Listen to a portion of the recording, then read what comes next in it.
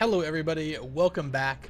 I am Brand, I am here with Bolja, and we are commentating what's turning out to actually be a very good series in the Pro League, played between MBCvKhan and Set5 Right now, the score stands 3-1 in favor of MBCvKhan, which has to be said, it's going to be a huge upset if they manage to win here. Set5 I believe, is the second ranked team in the Pro League, whereas MBCvKhan is the third to last team ahead of only Air Force Ace and the off-maligned Team Eastro. And right now, they are sending out their player, Light, probably the second best player on their team, to face none other than Jangby. And I have to say, right off the bat, Light has got his work cut out for him. Light, of course, playing for MBCvKhan, Jangby playing for Set5. Really, the only two really good players on MBCvKhan, I'd have to say, are C and Light, and they've done a great job so far. They've taken out Junie, Stork, and Firebat Hero to give their team a 3-1 lead, but Jangby is an absolute Terran killer, and I really have to say I think he is going to make mincemeat of Light in this game. Yeah, I'd have to agree. I'm just happy it's not another Terran versus Terran again. That's true. We did just suffer through two Terran versus Terran matchups, which have to be said were not as boring as they could have been. But yeah, at any rate, this map is going to be played. This game is going to be played on Andromeda 2.0. Let's get the countdown: 3, 2, 1, 0, and we're off. Yeah, this is going to be on Andromeda right now, which I believe is actually, I'm not actually sure on the statistics for this map in particular, although I would hazard to guess it's probably a little bit of a Protoss-favored map versus Terran, just because it's really easy for the Protoss player to secure 3 gas, or 3 bases rather, and that's just really difficult for the Terran to deal with. The Terran are the masters of doing a lot with a little, where the Protoss are the masters of doing a lot with a lot. You give them 3 gas, and I think they are going to be able to stomp over most Terran players, and especially Jangby. I don't know what his statistics are. I think he's something ridiculous against Terran lifetime, though. I mean, I don't really put a whole lot of stock in lifetime statistics, but just Jangby's play in general versus Terran, I think is some of the best, if not the best, out there. Yeah, and I'm very still early probe leaving the base, though. Very early probe leaving the base for Jangby. Oh no, just I think he was just putting a pile up there. I was just thrown by that picture they were holding up. I don't know if that was supposed to be Julyzerg or what that was supposed to be. That was a really strange little caricature. But yeah, we see the supply depot going down. Yeah, I'm sorry. I really off my game there. Not really remembering where players typically build their pylons, and apparently, yeah, you want to build at the top of your ramp there. I kind of was hoping that he was going to send one of his first probes out into the middle of the map to build some proxy gateways, but it looks like he's just, of course, building a standard pylon, and it looks like that Light's going to be walling here, which I think is probably a really good idea. Yeah, and I mean, I think Jangby, has gotten his reputation as a Terran killer by not just sending a probe out to the middle to set up some gateways. So yeah, I know that was pretty poor on my part. Although he is going for a 14 Nexus here, what is Jangby doing? Oh, it's a pretty good map to do it on, though, just because it is such a big map. It's a 4-player map. That guy looks like a creep. I would not want to see that guy coming at me in a dark alley.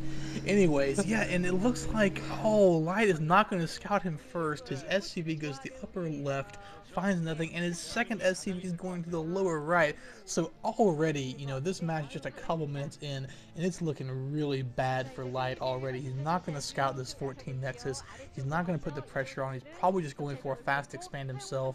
He's not going for any kind of a rush. He's walling in, and Jangby's going to have a huge economic lead, and that is not where you want to be if you're Light. yeah, here comes the coming to kill the probe. No, it's gonna get away. Yeah, probe gets away. Probe can't get in, though. That is important for Light, but Light at this point still does not know how far he is behind. He still has no idea. The SCV is about to get in there now, but up until right now, he still has no idea the kind of hole he's in. And here's the SCV coming up the ramp, and he still hasn't seen it yet. I don't think he's there's that guy again. Maybe he's like a father of one of the players or something, but he is still really creepy looking. My God, that grin is just. Anyway, Cybernetics Core going up for Jangbi. Here's the SCV, still Skydown. I probably suspect something by now because he didn't have the 2 gates done already. He only had the 1 gate, the second gateway built in. Yeah, that SCV is going to scout that Nexus. I think I didn't see it go up there, but yeah, okay. Yeah. Nexus. So he scouts the Nexus of Jangbi, and right now he's going to have to make a decision. His decision is, do I throw down the... Okay, he is. So he is basically making the decision. There's no way I can break that. I just have to take my own expansion and play from behind with an economic disadvantage, and we'll see how that works out for him. I don't think that pro's going to be able to get in there. Yeah, I was going to say that would be really surprising if Light played that bad. That's actually kind of needless there for Jangbi to use that probe. I mean, it's not really a big loss, but he could have used that probe for scouting purposes to know when Jangbi's going to, Light's going to push out or whatever. But yeah, he should have known that Light was going to have his door sealed there. And it has to be said, a lot of strategy typically goes that if you're in a position like this and you're a Terran player, you really want to go for some just quick rush. Just try and end the game with 1 base tech. Especially if you're the worst player, or I guess a disfavored player, like like Light is in this matchup. But to be honest with you, there really wasn't much he could do. I mean, it's just such a terrible position to be in because it's such a huge map, cross positions. He scouted it so late.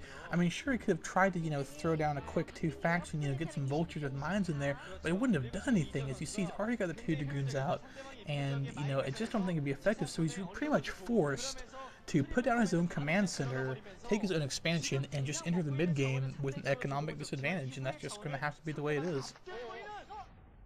Yeah, and I think it's also important to note that, I mean, Jangbi did go for the protected base inside of his base instead of the one out front. Like we saw Light take the expansion in the front of his base there. That is a good point, but does that base there have gas in it, or is it a mineral only? I'm actually not sure. I think it might be a mineral only, in which case that is going to put Jangbi only on the 1 gas. Looks like he's getting ready to set up his second expansion here, though. No. Okay, robotics facility going up now. Dragoon range is upgraded. And yeah, you're right. Actually, it's a mineral only. So yeah, that's going to play some factor. But I think he's going to have a second gas by the time he needs it. Robotics facility going up. Terran Academy going up just for the scatter most likely. Armory already down. And yeah, neither player has their second gas yet at this point, as Light has not put down an extractor yet. And it has to be said that at this point in the matchup, I mean, like I said, it's already early, and Light is doing the right thing in throwing down his other expansion, but there's Jangbi throwing down his 3rd base as well, and really, I don't know. I know the game is early, but I just feel that Jangbi's already a strong player. Jangbi is already such great Protoss versus Terran, and just to give himself that extra lead like that, I really think I just don't want to see Light play this game standard. I think he really needs to do something special. I think he really needs to pull off some great harassment here, some great vulture drops, maybe go for a starport, get some early vulture drops, just do something special to try and get this game back in his favor. Because if he plays it standard, I just think he's going to lose.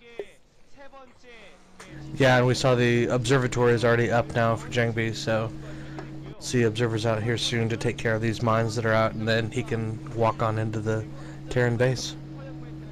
Exactly, the mines are going to not be much of an issue once he gets his observers out.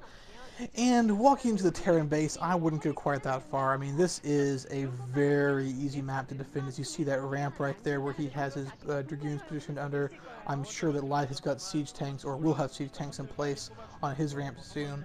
But essentially, he's going to be able to just maraud around with those Dragoons and start taking more bases if he feels like it. He's just got a bigger economy, just has more production than Light does at this point. And Citadel of Odin going down there, probably going to be getting some Zealot leg upgrades soon, and besides some High Templars. And as we know, Jangbi, with his absolutely amazing Psy Storm play that makes Korean girls like scream and cream themselves, from his amazing storming abilities, probably we're going to see some storm action in this game as well. Yeah, and I think another thing about this map being Protoss favored is these island expansions here, where Protoss are always going to be, going shuttle as part of their normal build anyway. They can just drop a probe off there